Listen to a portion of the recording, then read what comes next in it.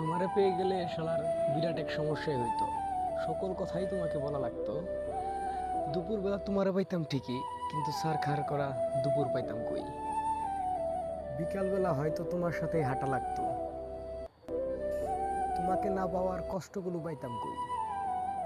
কষ্টের অভাবে নিজেকে খুবই শূন্য শূন্য লাগতো। তোমাকে নিয়ে লেখা গল্পগুলো পাইতাম কই। নিজের জীবনটা খুবই শূন্য মরুভূমির মতো হয়ে যেত।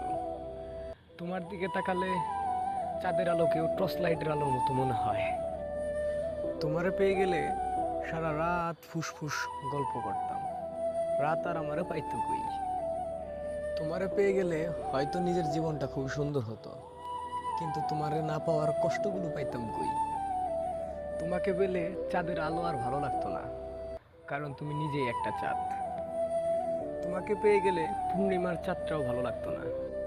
হয়তো তোমার না পাওয়া এটা আল্লাহ তাআলার একটা ইচ্ছা, কারণ প্রিয় মানুষ কখনোই অনেক সময় নিজের কাছে থাকে না, কারণ প্রিয় মানুষগুলোকে আল্লাহ সবসময় তার কাছে নিয়ে যায়। হয়তো এটি আল্লাহ তাআলার ইচ্ছা, এজন্যই আমি তোমারে পাই নাই। তোমাকে না পেয়েও আমি অনেক খুশি, কারণ অন্তত দিনে একবার তোমাকে দেখতে পাই, এটাই আমার কাছে অনেক। যদি তুমি আমার কাছে থাকতা, অবশ্যই তুমি আমার প্রিয় মানুষটাই হইতে। এজন্যই হয়তো আল্লাহ এটা চায় নাই।